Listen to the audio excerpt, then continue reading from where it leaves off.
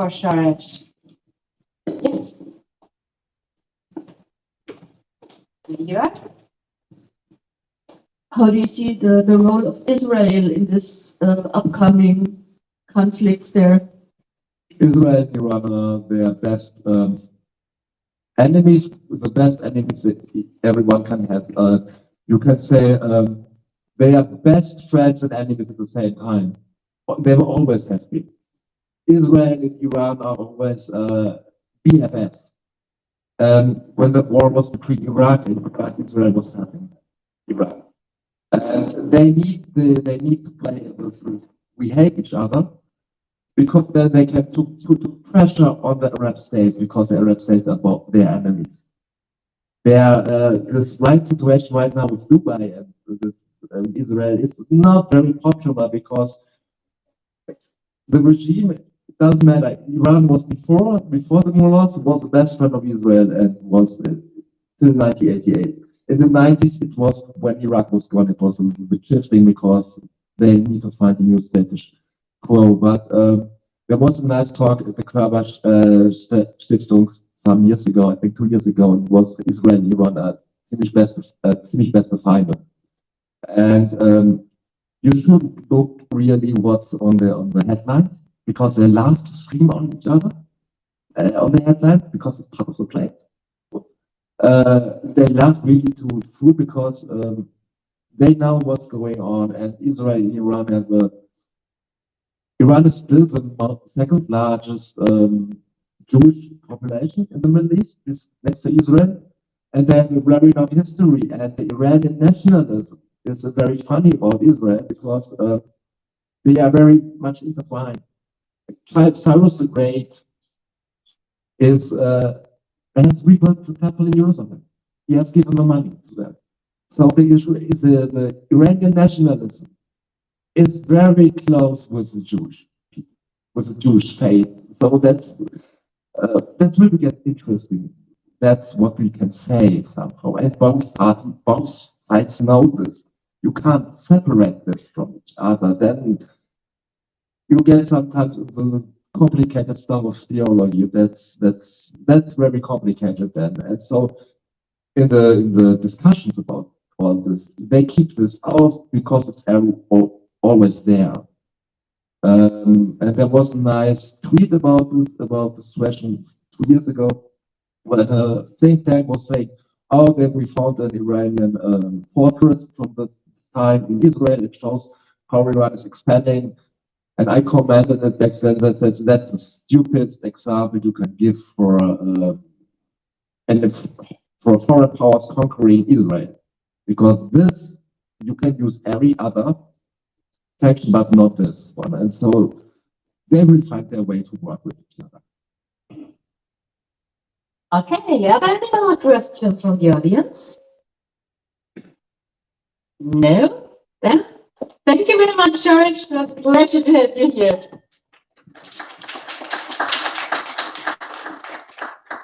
So, we will now be having a short technical break to do the setup for our next speaker.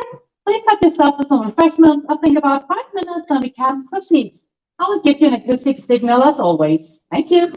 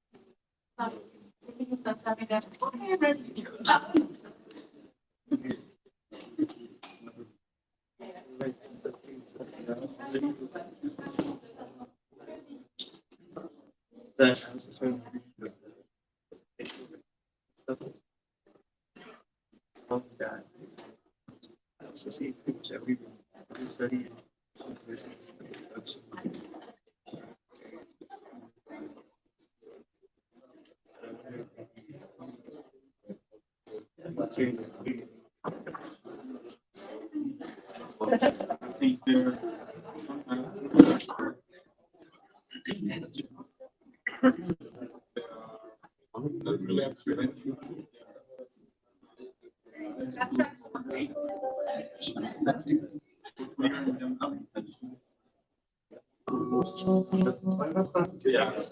some of the studies actually most of the here's the studies that actually do reduce crime. Maybe in some cases they actually yeah. But I guess that was weird. First, that's a platform for the party that I feel that there should be like a solid against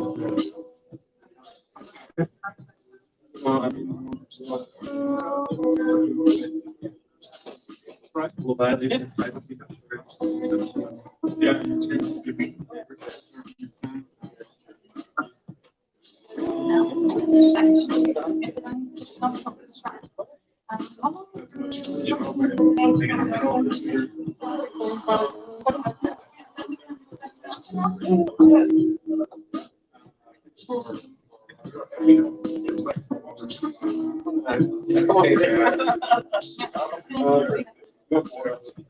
Okay. Oh, okay. Here's also the stuff. So Okay.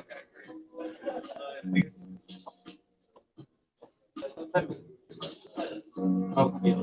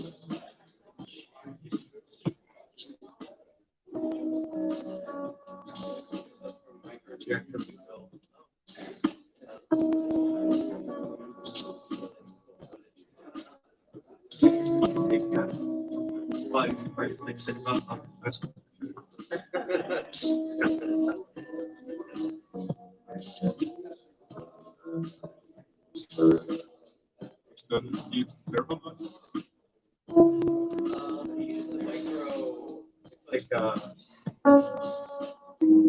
not circular because it's like micron, especially it works with micro manipulator, like micron. We bought all this stuff on eBay. But yeah, it's really cool. We got this micro manipulator system. It's like a choice thing. Okay, for like I don't know $500 on eBay. Oh yeah, it's really cool choice. Oh yeah. Yeah, I tried like stabbing Frios, right? Frios in there, you can't see. Yeah. It's like an agar. I love that Frio there. Did you put a? I guess you're trying to connect the CRISPR Cas. If we're just trying to develop, like some inexpensive, like projection, stuff. We did a lot more deeper picture. Yeah, I remember I saw one of your things that you had actually cut off some of your fingers. Yeah. Were you ever to, for how many generations of people to go through that? A lot. Frozen, right? Yeah. But I haven't done any of yeah, we have like -80 degrees or so. So you don't. No, not necessarily. Yeah. Gotcha. Yeah, I haven't done anything too crazy yet, but I did sequence my genome. Yeah, I used this company, but I got like yeah, I got my full genome sequence, well, everything that could be sequenced. Yeah.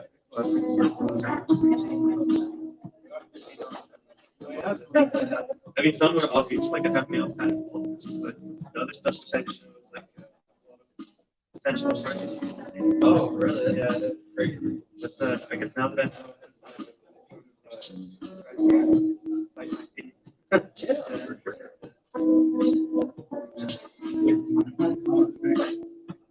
yeah, I'm also doing some form of hacking, but not like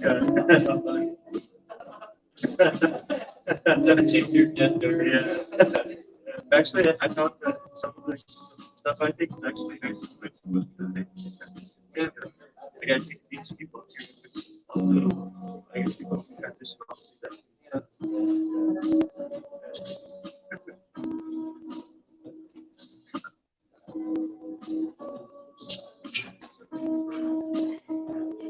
Oh yeah, I remember there's a guy before who was also I don't know what he, but he now trying to grow. I don't actually know if they're how far he got with that, but yeah, I remember that. I think you're really nice about making hormones and plants. Yeah, things complicated. Yeah. By the way, you told me you're you vaccinated yourself. You measure your body titers and stuff.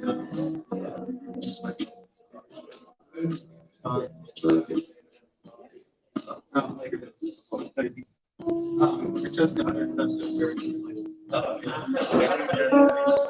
you don't mind. I like your yeah. So I just help us like Oh yeah. Well, I don't know. Yeah, I like your yeah, it's pretty cool.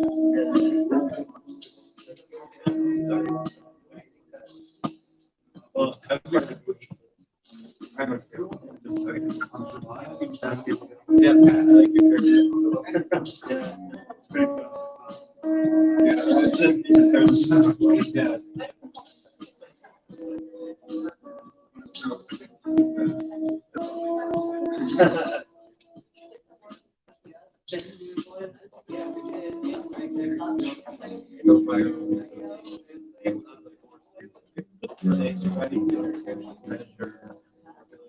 Wow. Dear audience, we are shortly proceeding. Please come back to your seats. Thank you. Did you also do any of the books that you I'd be curious if it's better than the you can show it's better than the 5. No, it's kind of hard to one. It's mostly 3. So 3. Yeah.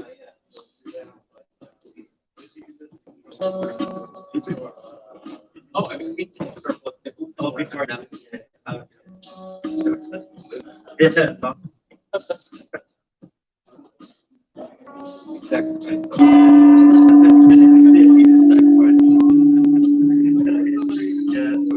Yeah, it's something that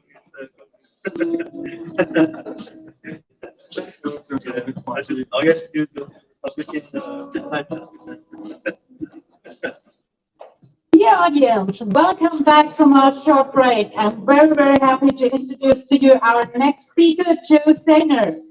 Joe Zayner is a visionary biochemist and team designer. He has been pioneering bioengineering for more than 15 years and has published a number of scientific papers on the subject. Joe received her PhD in biophysics from the University of Chicago and won several awards for her work on protein engineering. They went on to lead the development of microbes for terraforming on Mars at NASA before founding the Odin, a bioengineering company based in Austin, Texas, dedicated to making genetic engineering accessible to all. Zayner's groundbreaking work in human genetic engineering and medicine has been the subject of numerous documentaries, including the Netflix documentary Unnatural Selection and the New York Times documentary Good Heck. In addition, Joe Zayner still finds the time to be a successful artist, whose work has been included in exhibition at the MoMA and at the Smithsonian. Joe Zayner is an advocate for diversity, body autonomy, and science for all. She'll be speaking about the global pandemic I'm very, very proud and happy to present her on stage. Please welcome her. So, here you are. Thank you so much. Thank you for having me. It's really cool that when they invited me to come out, I was really excited to come and meet you all and learn what you're all up to and maybe kind of contribute some ideas in a certain sort of way or two. And today I want to talk about the global pandemic, but a lot of stuff that's related to health equity, health security, and body autonomy. Um, but I want to start with so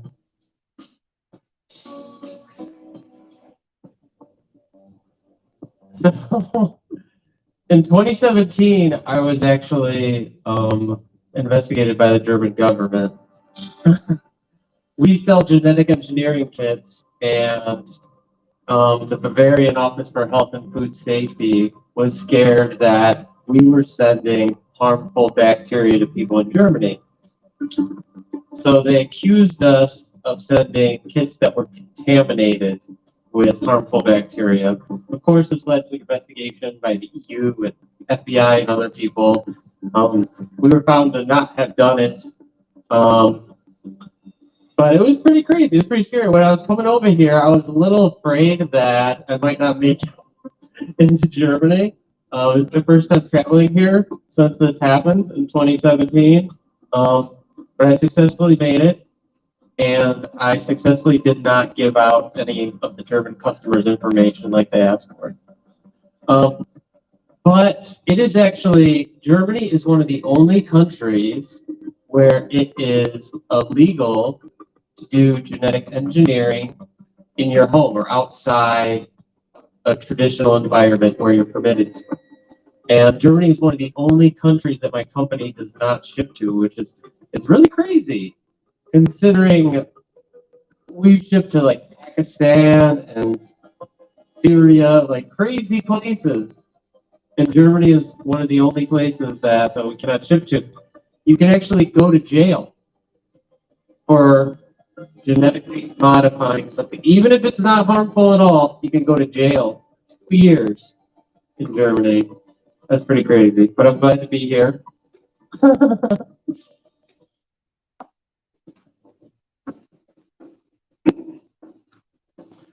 So before vaccines started to roll out in early 2021, at least in the United States, late 2020, there were around 7 million cumulative COVID deaths worldwide, which is pretty crazy, right? It took us, from the time pandemics were declared in early 2020 to early 2021, a year to successfully test and roll out a vaccine to help people. 8 million people died. Now you imagine, what if we could do it faster? What happens if the next pandemic is worse, right? You think about the pandemics before this one, influenza pandemic, the Spanish flu, swine flu pandemic, all these other pandemics, right? We're going to have another pandemic. What if it's worse than what we saw with COVID? What if instead of 8 million people died, there was 80 million or 100 million? That's pretty scary to think that it takes us a year to do that. And it's even more crazy because in May of 2020, there was this scientific paper came out that showed that this DNA vaccine, when tested in monkeys, helps prevent people from getting COVID. And me and a few of my colleagues, we actually tested this vaccine on ourselves, measured our immunological responses, and we had a vaccine successfully tested by September. We've given it to ourselves, and to this day, I still haven't had COVID. But this idea of making medicine more accessible, it sounds crazy, really crazy, I know. Don't look at me like that. But I want to try to convince you that it's something that we all need, right? when is it going to be enough? Is 8 million people dead enough? I don't know. To me, that kind of brings up the question, we can do better. 8 million people dead, we can do better than that. But before we get into that, I want to talk about how this all started. This idea of biohacking, and I'm sure you all have seen Blade Runner, right? Maybe. I know there's a lot of nerds here.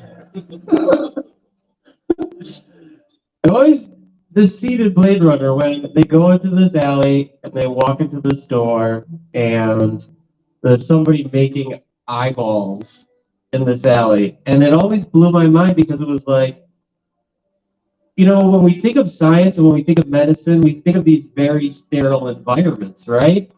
We don't think of these environments where people are doing this stuff anywhere. But why? Why do scientists have to be in this white room, wearing this white lab coat, doing this thing? Why can't science and medicine break out of these traditional environments? Why can't it become more accessible? And this kind of always fascinated me and pushed me. Like, I want that. I want to live in that world where I could go in an alley and buy an eyeball. I mean, don't you want to? I know you all want to live there also. We all want to live in that world. It's really cool.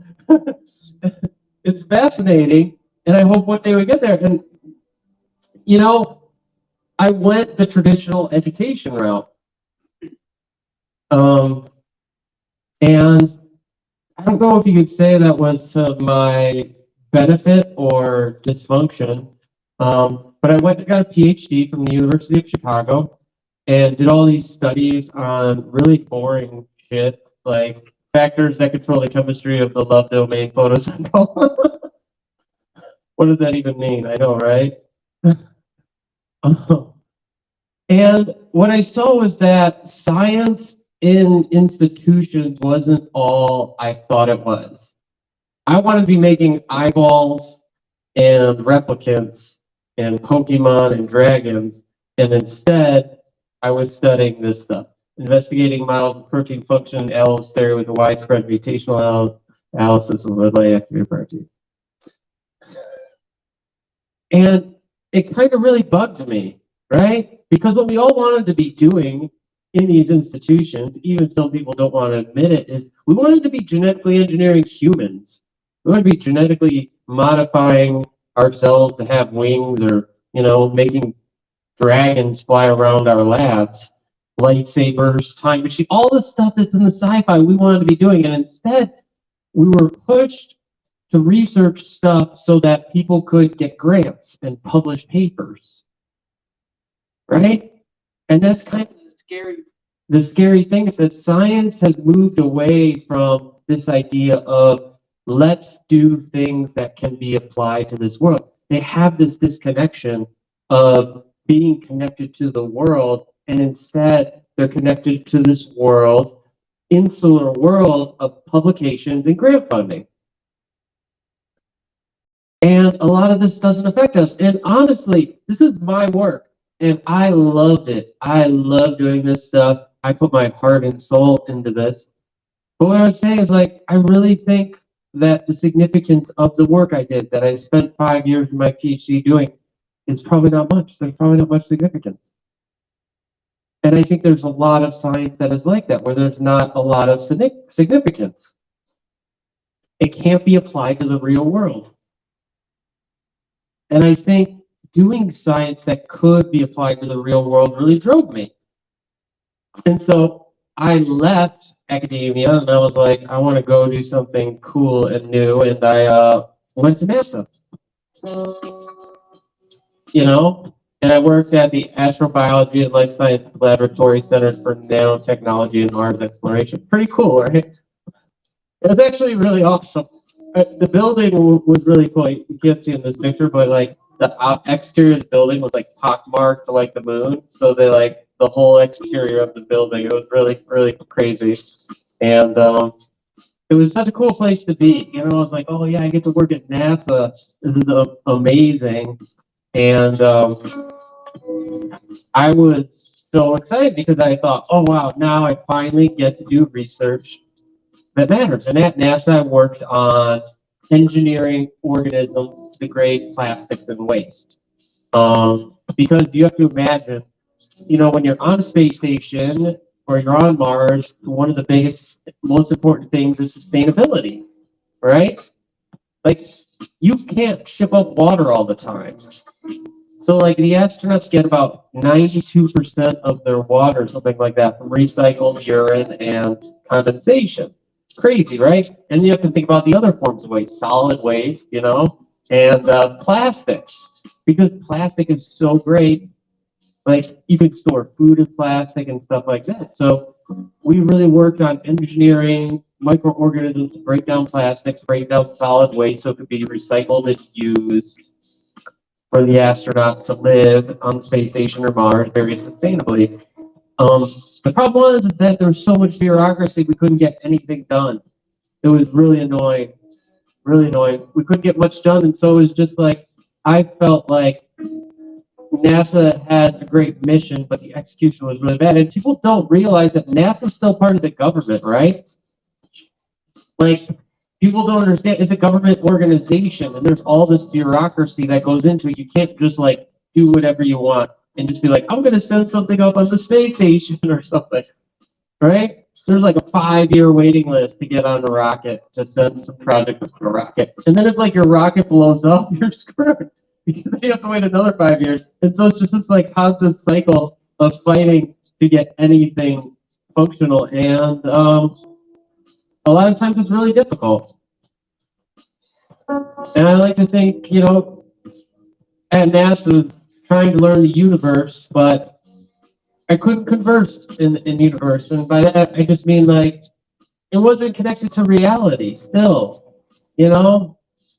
Like all the stuff we were doing, yeah, we were dreaming big and trying to do this stuff, but like, its ability to be enacted in the real world was very small.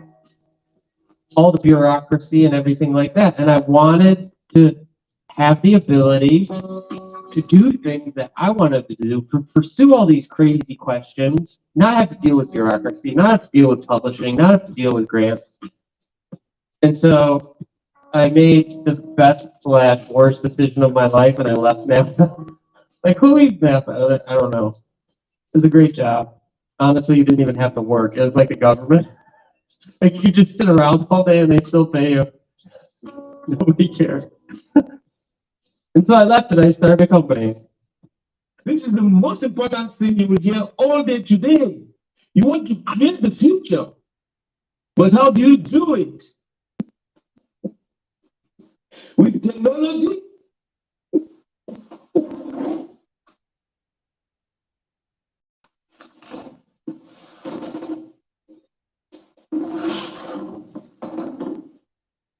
Or blockchain?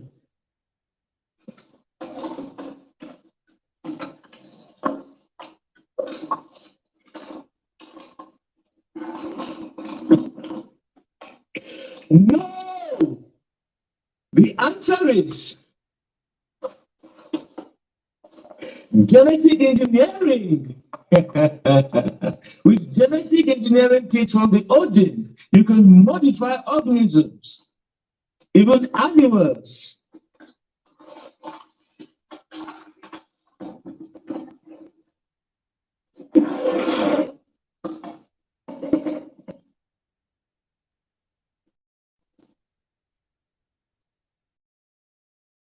Now, you can change the future just with a tip.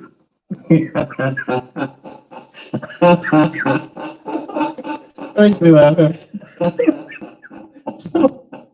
It's so funny, so bad. This version we had made.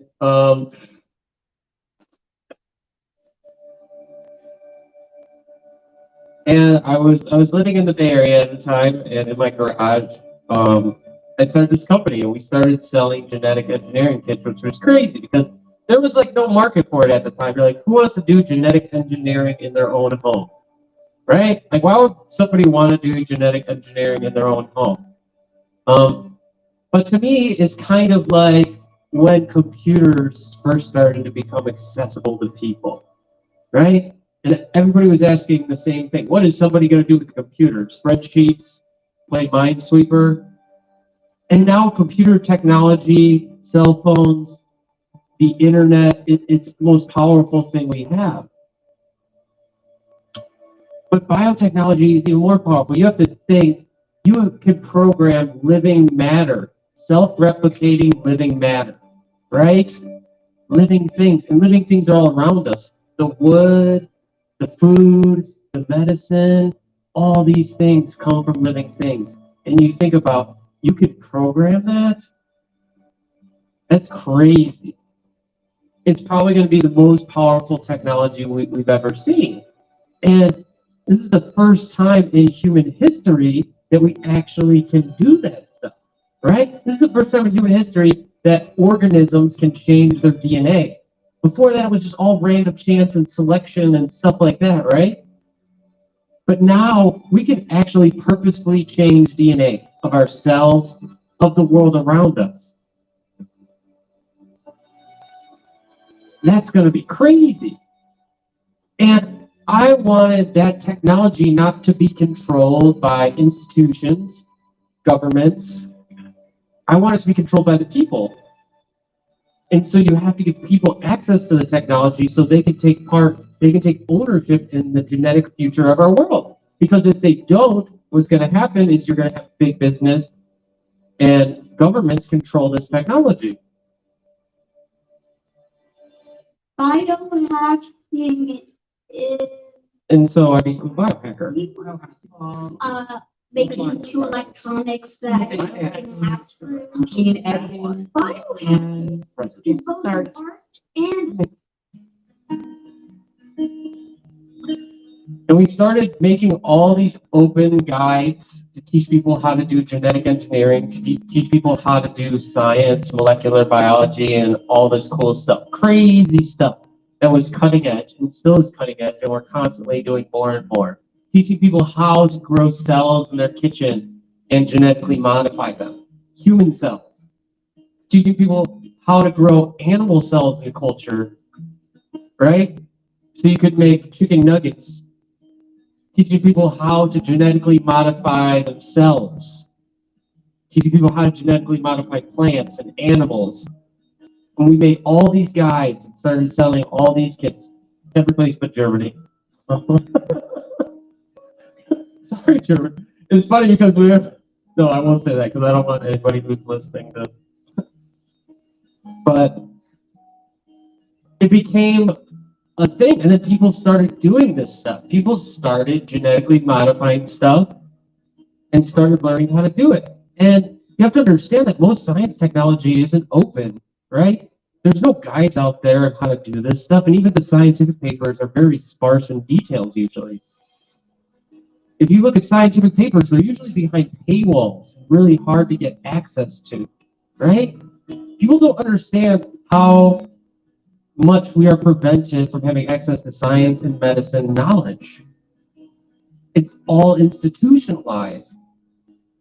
And I just wanted to change that. And so we're still, my company right now is in Austin, Texas. We're still constantly trying to make science and medicine open and explain it to people and show people how to do it.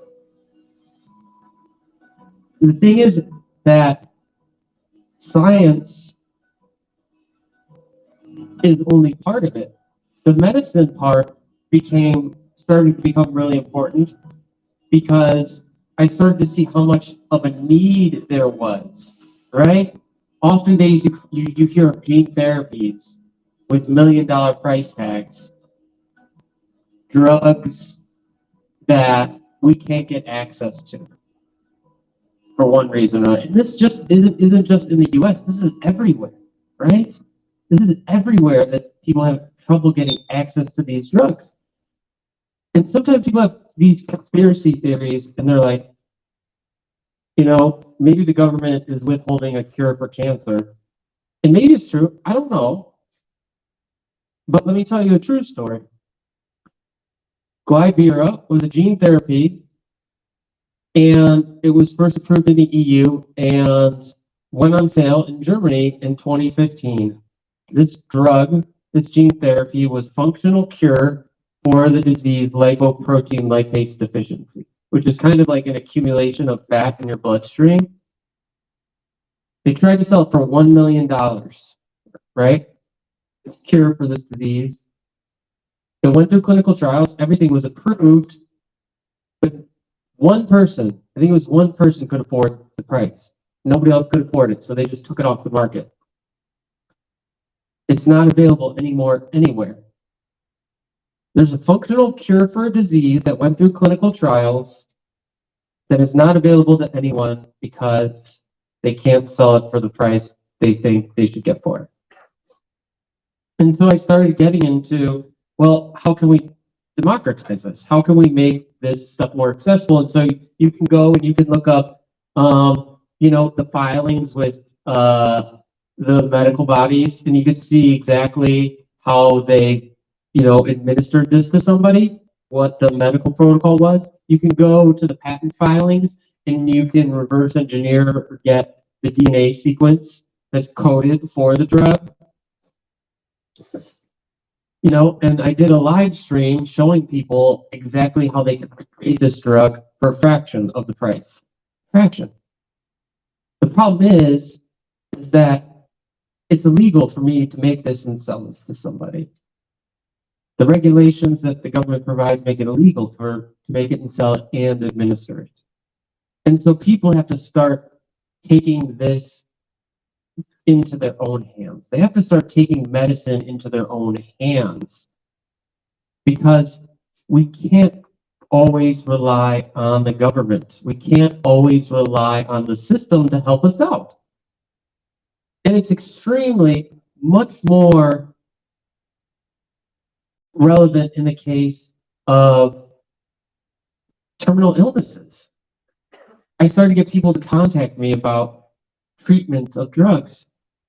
And there was this whole group of people with lung cancer that contacted me, medical doctors and people, and they read this scientific paper where they tested this immunotherapy peptide, and it seemed to have a positive effect on people with certain types of lung cancers. Except it was impossible to get this peptide. Nobody sold it. It was only tested in this scientific paper that was published online. And so we created a guide. This is how you order this peptide from a company. This is how you make sure that it's of proper quality. This is how you inject it. Because this is what we need. Most of these people who had lung cancer, your survival rate is 5 years at best. And if they don't have anything that can treat you, they just say, all right, sorry, you're just going to die. That's it. They don't say you could try whatever you want. And that's the important thing, I think, that people don't understand. It's not just about medicine. It's about body autonomy, right? We should be able to put in our bodies what we want. That should not be determined by the government. Our bodies are the only thing we really own on this God-forsaken rock, right? It's the only thing we truly own is our own bodies, yet our bodies are controlled by governments and other people telling us what we can do to them. And so I started experimenting on myself. Oh gosh, that's so cool. And these other biohackers I started working with, we started doing a lot of different experiments to try to push the boundaries of medicine and genetic engineering. And that's really hard and crazy, as you can imagine. It's hard on your body, but it's something that was really important to me, right? Like when the vaccines for COVID first came out, it wasn't the CEOs who took the drugs first, right? No. They had other people take the drugs to make sure they were safe before they took them, right? And they paid the people. They recruited people and paid them to take the vaccines, which means, you're generally recruiting people who need the money or want the money. So they're targeting low-income individuals to test drugs on them. That's crazy. And to me, my ethics says we can do better than that, you know? And so I didn't want to try to do stuff and encourage other people to do stuff. I wanted to do stuff to myself.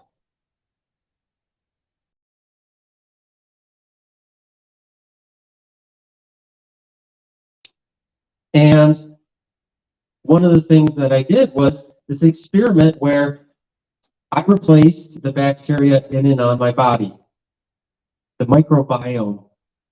At the time, it wasn't clear that the microbiome, the bacteria in and on our body, how much of an effect they had on our health. And I was suffering from a lot of gastrointestinal issues. And people started to suggest that, look, if you replace this bacteria in and on your body, it might help. It might help your gastrointestinal issues. But there was no really scientific literature because getting the opportunity to test people, to subject them to microbiome transplants, it wasn't really a thing. And so I decided to use myself as a test subject.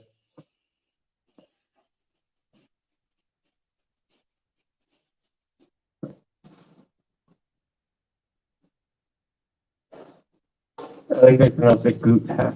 Very German.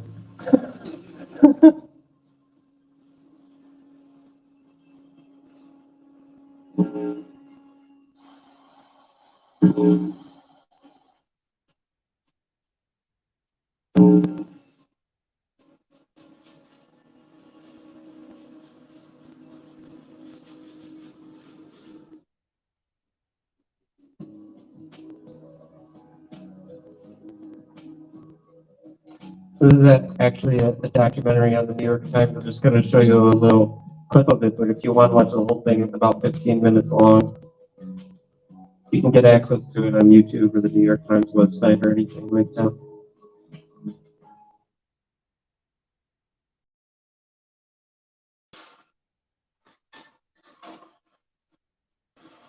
This is the first garage lab that I built that I was working in. My name is Josiah Zayner. Until recently, I was a synthetic biology research scientist at NASA. I call myself a biohacker.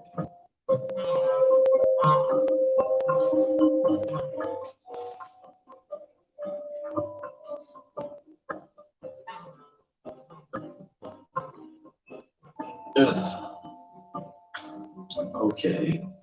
Hello. Today is day one. The goal for the experiment is to completely replace all the bacteria that are contained within my body. Oh, sorry. Got a little like gas. And you can see why something. And spoiler, it worked. It was crazy. So this experiment I did, it worked, and it like healed my gut issues. And I did DNA sequencing of all the bacteria and all this stuff. And I worked with some medical experts that didn't want to be named, but it actually worked. And some, Novo Nordisk, which is a huge pharmaceutical company, actually started talking about it. And they said it was an inspiration for them. It was funny because, no joke, I was just on Facebook and I got this Facebook ad and I actually saw my face and I was like, what?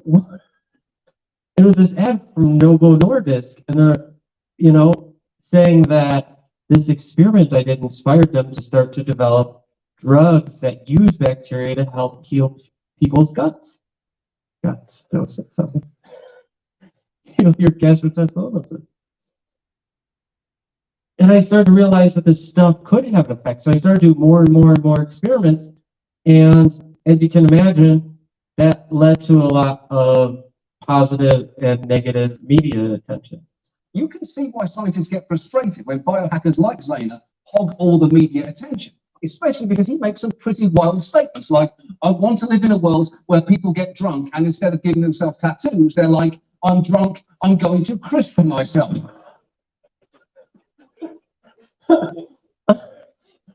that quote is taken completely out of context.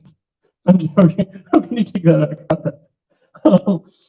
No, but it's this idea that, like, I want this stuff to be so normalized that people are doing it in their own homes, right?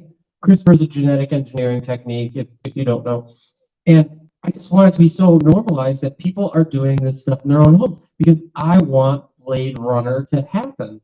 And I think that's the only way.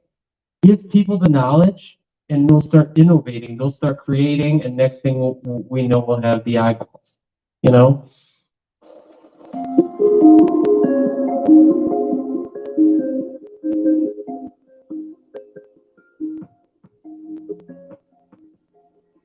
And we start doing more and more.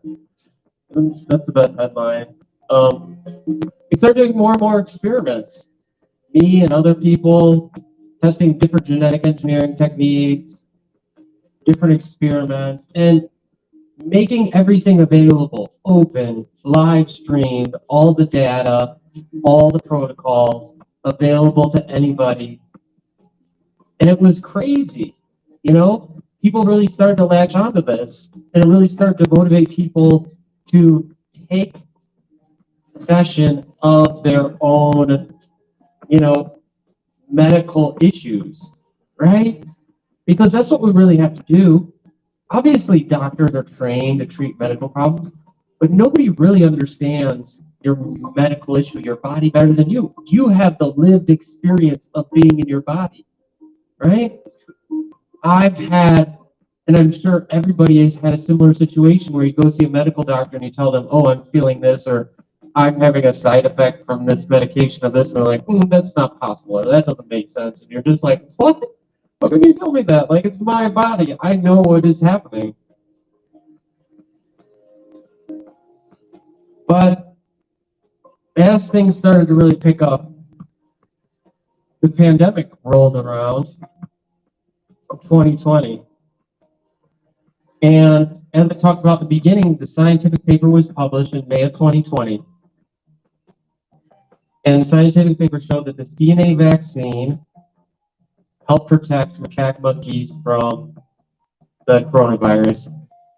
And the crazy thing is DNA vaccines are way easier to produce. They're less expensive, they're stable, so they don't require complex freezers or refrigeration like all these mRNA vaccines that were made. And I thought, why aren't people testing this? And so I thought maybe I could test it. So me and a couple of my friends, biohackers, decided to take this, redo the experiment that they did on the monkeys exactly the same, and except test it on ourselves. And we live streamed the whole process. Station is conducting a test of the Made emergency. all the data and protocols available. This is only a test. Created an open vaccine.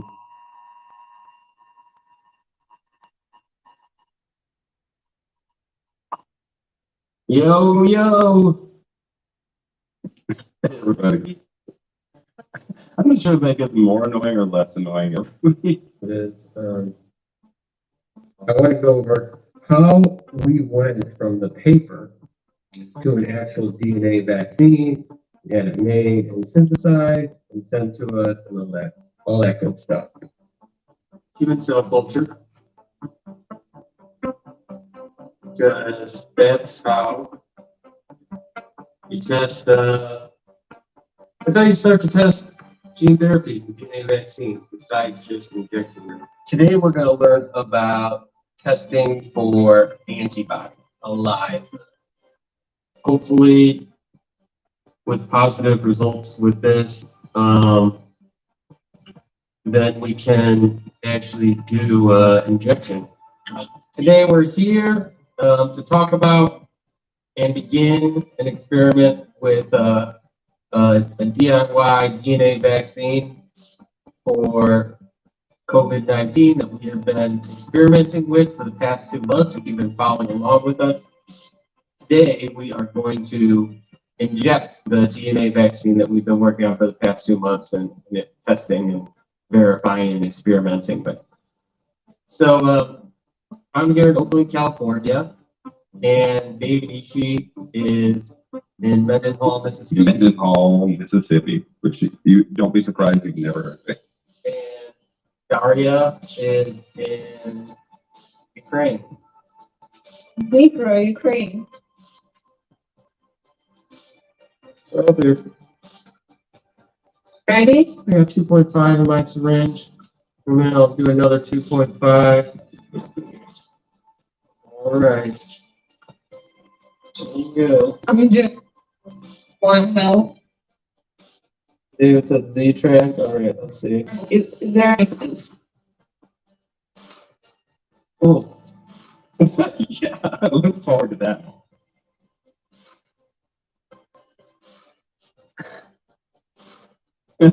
Don't look at it. It's better if you don't look at it. our bodies did respond immunologically to this DNA vaccine. We tested a coronavirus vaccine on ourselves every day, based on a paper published in Science magazine in May 2020, and it worked. And so I wrote a blog post on it. It was covered, by some major news outlets also, Bloomberg and other places.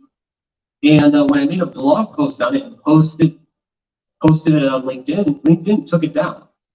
When the CDC, the Central Dogma Collective, our biohacking group started, we tried to start Patreon, but it got shut down. Because I'm trying to make all the genetic engineering technologies available to everybody, it requires pissing some people off, I guess, especially platforms, and that sucks.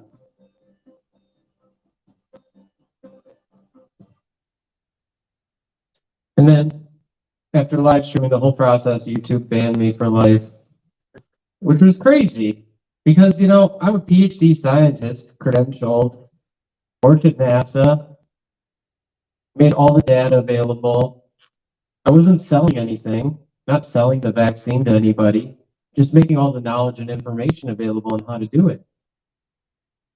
And because of that, I was banned from YouTube for life. But it wasn't just YouTube. I started to get, attacked from all sorts of places.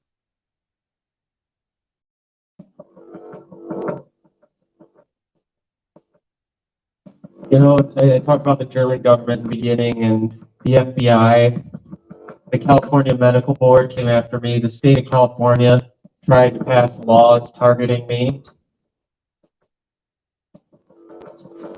And then it was PayPal and Braintree and all the payment processors for my company started getting shut down.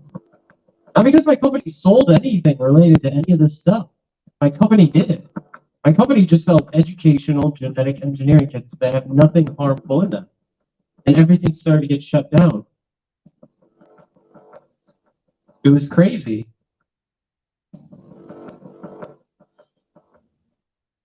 Genetics. What could it mean? And again, people are afraid. Gattaca, people always bring up Gattaca.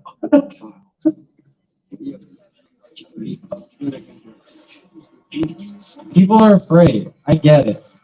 It's scary, right? When we think about this stuff, we think about, people experimenting on themselves.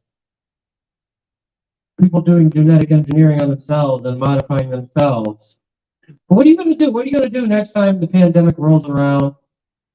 The next pandemic, and there's no vaccine accessible for a year, and it's killing people all around you. Are you going to wait? What happens when insulin stops becoming available during that pandemic?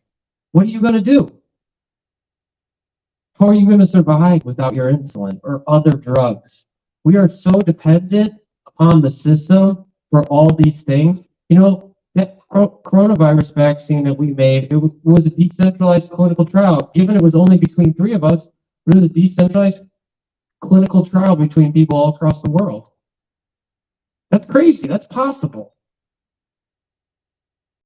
And this is the thing we need to do. We need to start taking back control of the things that keep us alive. We can't be dependent upon governments and pharmaceutical companies to keep us alive because they're not always going to be there. Or they're going to charge us $1 million. Well, we need that drug to stay alive.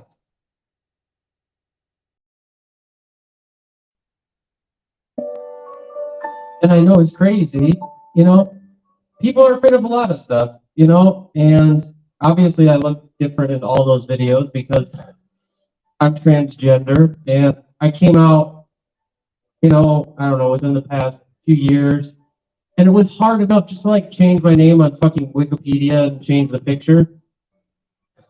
They need a source, right? So even if you want to change it yourself or something, be like, no, it's me, I'm the source. Like, I know it's me. It's hard to do.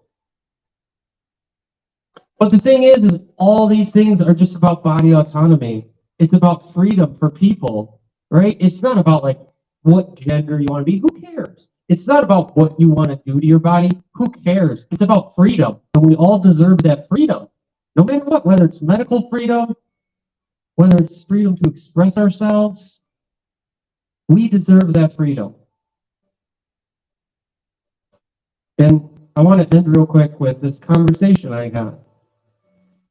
Daria, the person you saw in the vaccine video, she came over to the United States to start doing some research experiments.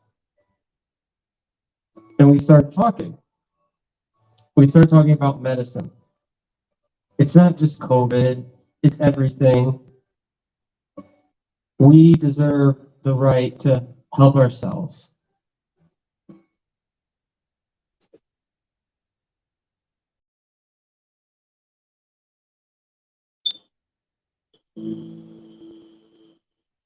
You know, when my dad was diagnosed with multiple sclerosis, and in Ukraine, it's like, just Eastern European culture, your dad is always your foundation to the family.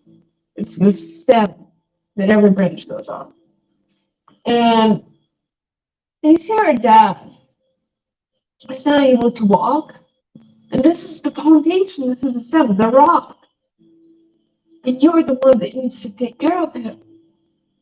Something in you just breaks. Because you just think this is not supposed to happen. And before that, because there's no treatment for multiple sclerosis, and before maybe some of people you know or some you close ones family is diagnosed with something, you always think that, now science has worked it out.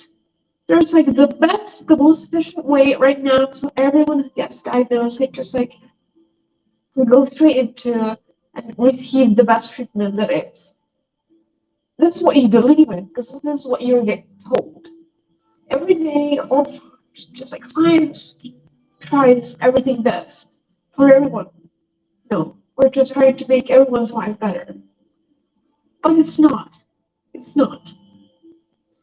It's used to make rich people better, live longer. You think it's for everyone because just people are honest enough and they're fair. But they're not. And if you're just, someone from Ukraine, you're not gonna get the best treatment. You're probably gonna, yeah, you might, sign up. There's no treatment. You might sign up for a trial. You may not even receive the actual medicine. You may receive just placebo, just water. And in this trial for 10 years, 10 years you may be treated, but you may also not be treated at all. In 10 years, you could have taken some medication, trying something. You're not receiving it.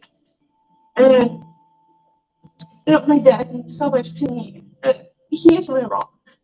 He's my biggest support. He supports me in everything that I have as well. And I can't see him go. Just can't. And of course, I would do anything possible, anything impossible to make him feel better, to make him live. Because, you might think about ethical concerns when it doesn't touch your family, when it doesn't touch your loved ones, things about ethics. But what's your father? It's the world. You don't give a shit about ethics. You just want to save them.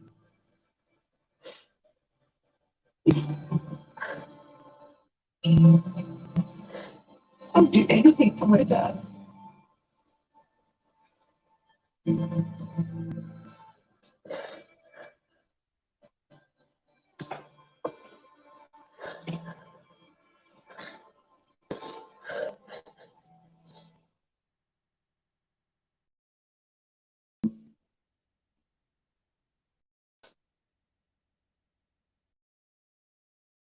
I want you to think about that. I want you to think about what you deserve. And it's more than what we're getting. When it comes to medicine, when it comes to health, we deserve better. Thank you.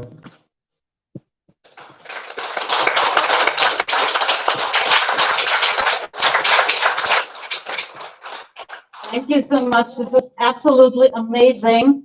And I think the audience, not only here, but also online, it's really, wow. You not only bring back freedom and hope, you also bring back the wizardry to the medicine and the science. I'm really looking forward to dragons, honestly. So I think there may be some questions from the audience, surely. Yes.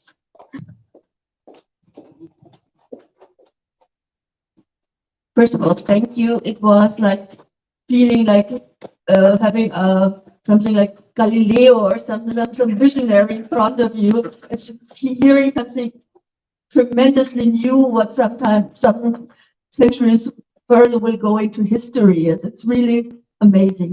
So, but I'm not in medicine at all. What kind of diseases might be able to be cured with this technology you provide? Is there a special range of like cancers or something else? I don't know, but I would like to know. Yeah, for sure. I mean, right now, everything is limited to our understanding, and that's the hard part. So if we don't understand the cause of a disease, it's hard to find a treatment for it, right? Most of the diseases we experience are diseases that are caused by genetics in some form or another, right? Cancer is caused by mutations that happen in your DNA. Other diseases are caused by mutations in genes, loss or gain of you know, mutations.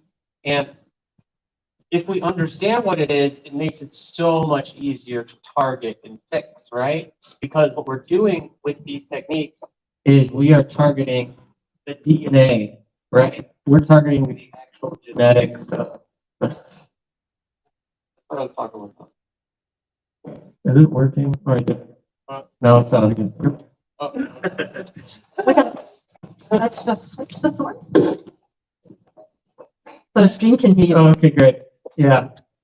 So it really depends on that, but you have to understand that targeting the genetics is beyond, right now I think there's 3 approved gene therapies, but it is the fastest growing medical treatment right now. There's so many clinical trials that are happening because you can fix problems with human medical issues better than you could ever do before. Because before, what they had to do is like find a molecule, right? Does this molecule work, right? And how do you find this molecule? You don't know what molecules work or don't work. But with genetics, we really understand to a basic level how it works and what to do to fix it. So I would say it really just depends on, do we understand what causes the illness? And then having somebody who's willing to test something.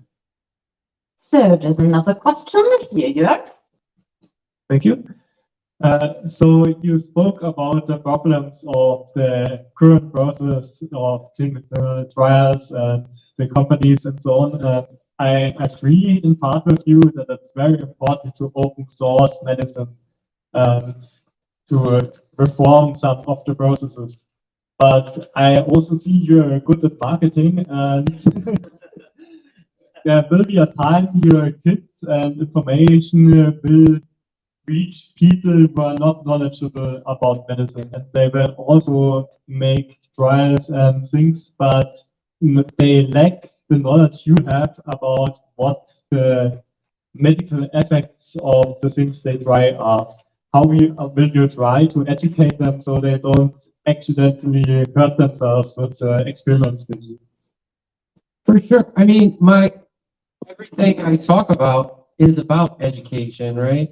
Like, of course, I want people to take back their own medical freedom and, be able to test it on themselves, but it's all about education and learning how to do it. The crazy thing is like, we know more about how to use technology, our cell phone, than we do about our own DNA, right?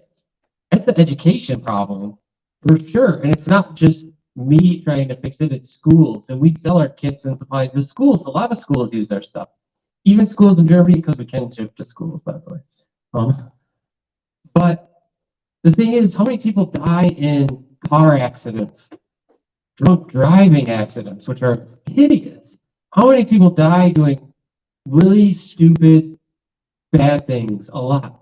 But to me, you have to look at the risk versus reward. Genetic engineering and the reward it brings is so much greater than we could ever ask for. It affects all areas of our life. You know, medicine and health and food security and fuel, right? Biofuels and things like that. And so, sure, of course, you're going to get bad actors and people who do stuff wrong.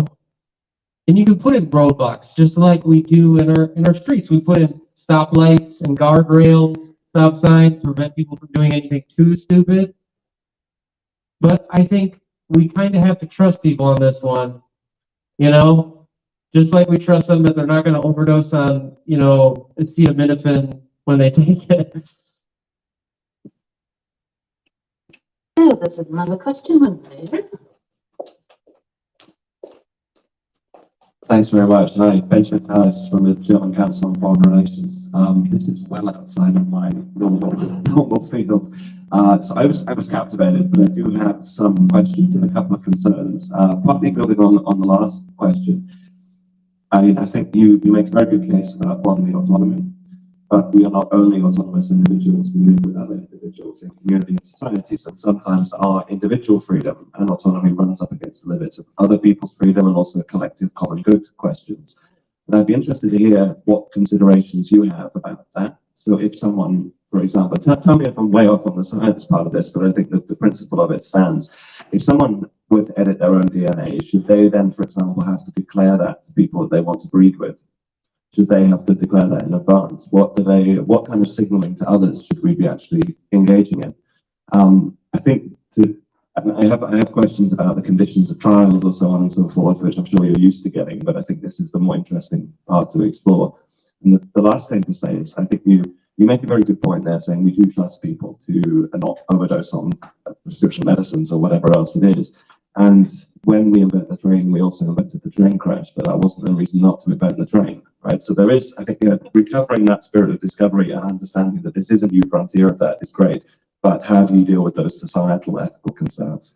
Yeah, it's a really good question. I haven't actually thought of that, and I think that's really cool forward thinking. You know, if you were genetically modified in a way, would you, you know, how would you inform people of that? It's interesting though, because like we have all these natural differences in our bodies. Maybe some of them could be referred to as mutations, maybe even diseases. A lot of us might be recessive carriers for illnesses that you might not find out till later, which is crazy. In the future, I don't know. You know, in the future, I imagine all of our genomes will be sequenced and things like that. We'll be able to have that information, and we'll be able to have the ability, whether or not to disclose it, or people will be more informed and educated to be willing to ask partners about it, just like they will ask partners if they have sexually transmitted diseases or something like that. And that's really interesting. And I don't know which way it should go on that. I think that's a thing we're going to all have to come to as a society when we get to that place, when people start genetically modifying themselves more commonly. And I think the thing is that genetic engineering doesn't have it doesn't have a motivation, right? It doesn't have like people give genetic engineering its effect. So if somebody wanted to hurt people or do something negative, they're going to do that with genetic engineering just like they do it with anything else, kitchen knife, something like that. And so it's hard to place responsibility on the genetic engineering. And like I said before, I think we could put roadblocks and guardrails in place. to help prevent people from ever doing something that would be extremely negative and affect a large number of people. I think those things are a lot more difficult than people imagine because we see so many zombie movies, and zombie TV shows. We think, it's just, somebody's gonna start some, virus that's gonna affect everybody. That's a lot harder than you imagine. It is really hard, especially just to happen spontaneously on accident. It's really, really, really hard. And so, I'm not afraid of this technology, being as educated as I am, is maybe because, I think it is a lot safer than most people imagine. Yeah. So are there any more questions from the audience? Yes, over there, and several questions, I see. Yeah. This was really amazing. We are a pilot here, so we are an anti-censorship movement. We're founded as that. So copyright and stuff is interfering in freedom of information. So my question is, do you see a boundary where it gets too dangerous? Would you censor some research, or would you restrict access to some maybe dangerous research? Oh gosh, put me on the spot with that one. I think there's certain things we can all agree on. Well, maybe not all of us, because I know a lot of you out there are very passionate about things, but I think there's some stuff maybe most of us could agree on, like, people don't need to be doing mutations on Ebola viruses in their own home. Like, I'm okay with that. I'm all about people having access to everything, but I'm okay with people not being able to do that. And I think there's general things that we can all agree on that aren't safe or just aren't very responsible. Most of us. Not to say that people shouldn't have that knowledge and information. I'm a strong proponent of that. The information should be out there, and people should be able to do whatever they want. Is humanity ready for something like that? I don't know. It's a good question. It's kind of scary, even for me. If everybody should have access to information that could potentially kill everybody. I don't know. I don't know if we're ready for that as a society yet. Yeah, there's another question directly next to me. Hey, Joe. What's up? Hey, yes, my name is Antonio. I'm also a scientist, and my question was more about the concept of peer review. And I guess in science we have this process of peer review where people who we believe, I mean, this process has its flaws too, but we have people who we believe are qualified to judge the merits of a scientific discovery. I find that this process has a lot of issues also, as you know. And I was wondering, what do you propose is a good alternative to this type of gated system? I mean, I'm sure as a biohacking community, we want to maintain some standard or some scientific standards. And I'm just curious what your opinion is about how we maintain good scientific integrity in a space where where it's mostly decentralized and people are just working separately in silos of it. So be curious to hear your opinion on that.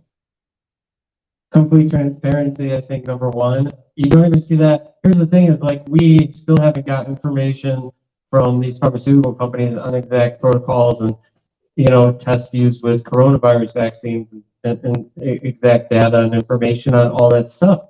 It's crazy how untransparent we already are in science and medicine, how little information we actually have. When we did our experiment, we live streamed every single step. Every time we took data, we live streamed the whole thing. So you could see exactly what we were doing, so you could judge it on your own. Did we fake something? Did we falsify something? What we actually did. You got to see the whole process as transparent as possible.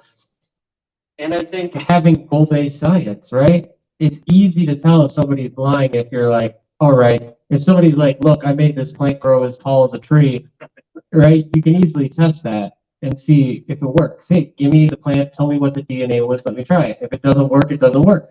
I think the problem is lots of science is just like, I did an experiment and there's no goal in mind. So you need peer review because you have to determine if something happened.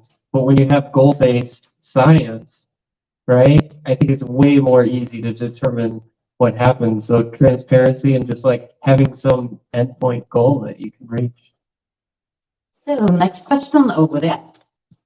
Yeah, thanks. I wanted to follow up on this question from the back over there, which I think veers a bit more into my normal home turf of politics, because how we aggregate different people's preferences and the limits that people would set, that is a question in politics. And how we actually do that, I think this is a lot of the issues you point to about who has access to knowledge, who has access to information, who then actually has the agency to be able to take control of their own bodies, to take control of their own lives more, and also then how it affects others. This is not an issue limited to the field you're working in. This is an issue that pervades to economics, to the way people can actually shape their own lives and their own destinies more widely. And I think many of us here are acutely aware of the problems in our democratic societies that are not as democratic as they could be. They don't deliver on the benefits of freedom for enough people there. But this issue then runs up against exactly how we fix our democracies and how we do that, taking this perspective into account. And I also find it fascinating what you just said then, that everyone can see this and judge for themselves how it is. Working with overt disinformation and so on, there would be an incentive, I think, for disinforming actors to then fake these processes. And it's only then experts who are qualified to judge that. Quite often we see this in politics, we see this in judging information about the war in Ukraine, for example. It often takes then expert explainers and people who have the knowledge and can communicate it. So then we end up with the middlemen of different kinds, of different sort of public intellectuals or also politicians. So I think we're actually running up against a lot of the same problems. So I'd be interested to see how your thoughts on democratizing this process would spill over into other areas in our politics more widely. Yeah. Yeah, wow. I totally agree. It's way more complicated than just giving people access to this and everything that happens. I totally agree on that. Me, I'm kind of an activist and instigator, and I see that as my primary role, and just like a lot of people here who are very idealistic, and I like to believe that people can be educated enough in science and technology to have an opinion for themselves. And I think the whole disinformation thing, I think we're always going to have that issue. There's always going to be that problem, no matter what field, no matter what you're doing. Look, you had vaccines coming from major drug companies, and there were still people putting out disinformation on it. I don't think you can really stop that, but I think more transparency does help. And I think we lack that in a lot of ways in our society, in our government, and in a lot of these processes. And I think if we can just be more transparent, the worst it's going to do is provide people with a little bit more information that they can judge on. I don't know, but I'm not one who wants to make rules or be the one who figures out how society and culture deals with this. I'm kind of just the one who instigates it all and does it. I know it's not great answer. Oh, but that's why we need to talk between these. Yeah, for sure. There was another question over there. I'm running from left to right, right to the left. Here you are. So we had that discussion at the WIPO whether we provide a TRIPS waiver on the request of South Africa and India because they were desperate to get treatments for coronaviruses and they weren't able to do it, even though we actually have exceptions in the patent law and the international that say, yeah, you can do that to a certain extent, but at the end the thing was blocked because of states that are very close to pharma, like Switzerland. Yeah, something I failed to mention that maybe not everybody knows, but the patents on the coronavirus vaccines have not been made open to everybody, and that's led to large issues where most countries outside, of major have not had access to vaccines. They've had to develop their own. Yeah. So my question is really how can we distribute this kind of information? Like, I think I have no clue how to make a DNA vaccine. I'm not sure if I could do it if I get a medical. Yeah, actually, I'm not I'm not possibly even able to do in India at a certain, below a certain social status. Yes, India actually made a DNA vaccine almost, I haven't been able to find the exact sequence, but I imagine it's pretty much identical to the one we made because there's not many different DNA vaccines you could make. Almost every vaccine is just an expression of the S protein from SARS-CoV-2, and I imagine they did the same thing, and this is what India did. So people are taking on this and are using it. I think it's just government, regulatory bodies, people trying to work with the United States and Europe and these other places, and it not working out. It's that conflict of government and actual, how do you actually do it, right? I don't know. Another question over there. Hello and thank you. What I really like about what you're doing is you, at least one motivation is to break the system with patents. From my point of view, society would benefit much more if there were no patents and the access to all the knowledge. I mean, it's literally killing people with these coronavirus things. Literally killing people. Yeah, and you were mentioning the $1 million dollar medicine, which is not available to anyone at the moment. Where is the point where you're violating the intellectual property of the scientists who develop that? Is it does it first start with the end product? Or do you violate it if you provide a kit how to make the end product? Or do you violate it if you reverse engineering the process how to make a kit to do that? At what point of you violate the intellectual property of that, of such a medicine? Yeah, so I mean, a lot of these things are pretty scary for me because I've experienced it, and from based on my experience, it's not necessarily if you're violating patents or anything like that. It's who you're pissing off, and if you piss off people, they're going to come after you and find ways to shut you down. Like I've been investigated, I was investigated by the California Medical Board for practicing medicine without a license, even though I've never administered anything to anybody, never gave anybody medical advice, because they were just trying to find ways to come after me. And that's the kind of the scary thing is if somebody like me who doesn't have a lot of resources can't stand up to a government or an FDA or Bavarian Ministry of Health, right? What do?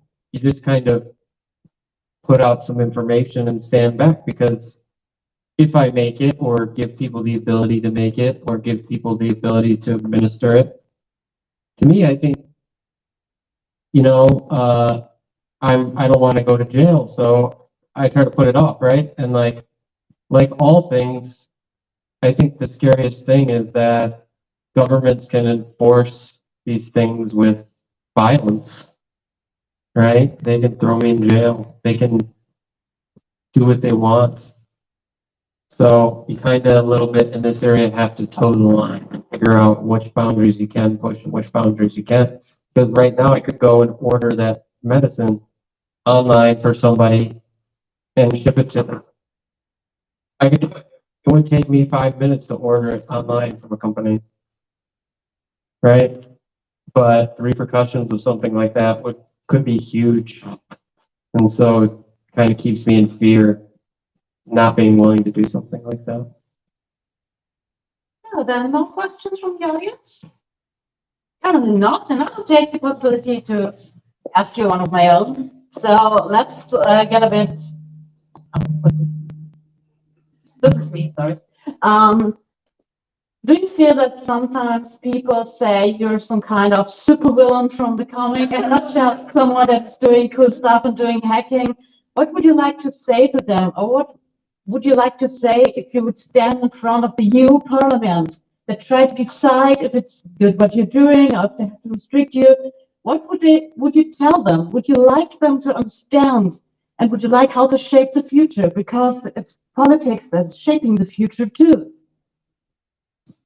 I would say something like, you look at me like a villain. you look at me like I'm going to destroy the world.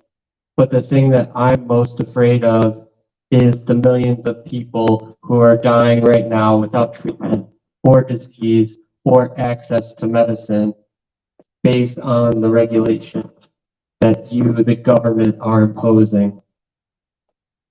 You say that biohackers are going to destroy the world, but I think they are the only ones who can save it. Thank you very much. This was a very great closure. So happy to have you here.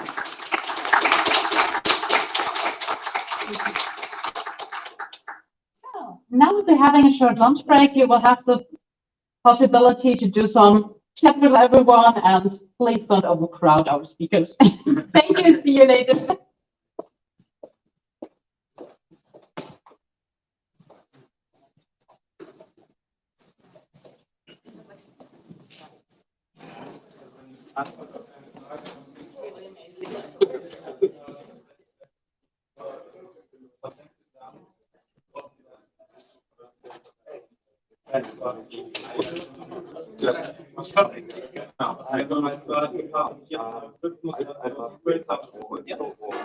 Very interested in knowledge that to potential products, still products outside of but this lab really puts a lot of lights.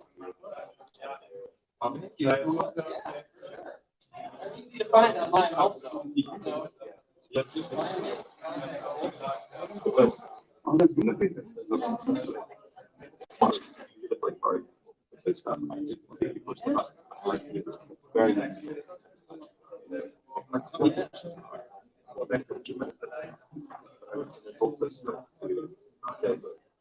These regulations are peer reviewed, all the facts of the it's been interrupted, it's going to be. Yeah, it's still very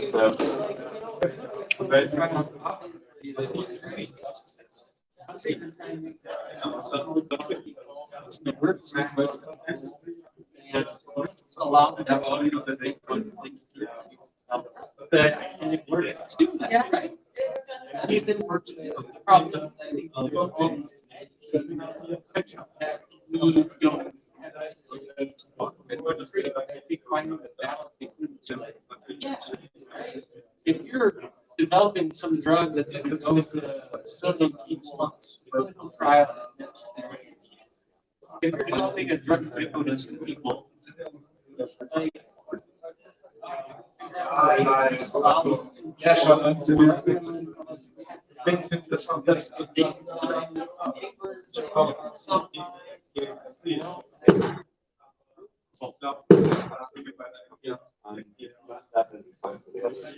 spill over someone else. What your point about big color people do tend to spend more something not very much. So generally, even if I have something like something, there's a barrier between, your sex reproduction or stuff and the rest of your body. So if I would inject myself with gene therapy or something to modify my gene therapy, it's very rare. You have to edit that state or something like that for it to go on. So I think that more widely known, right? Like this person was born with genetic defects. Because that's something that's much harder, it's not possible. Something we're working on, taking embryos, like projecting embryos, really intense. But so if I were just to experiment with myself like I have, none of the partners are be with or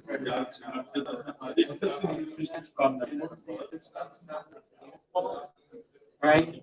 So all these changes would be limited to that's good.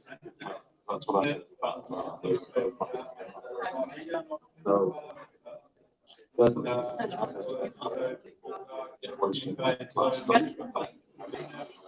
But that's why I'm trying to like be successful in market life because it's like control that, you know, people want to government,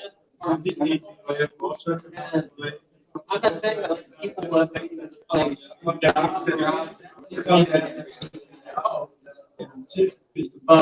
I think they have more knowledge where they can actually have a say how it all goes down. Because if you go down, sooner or later. You know?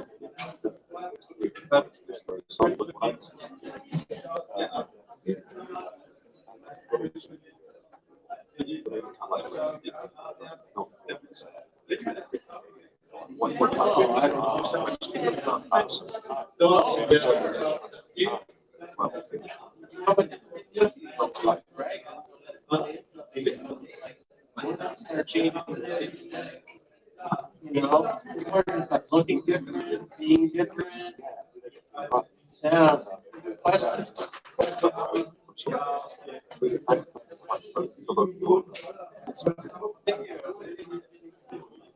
Yeah, look me up. You know it's for me. Yeah. I mean, I'm like, I love it. Yeah.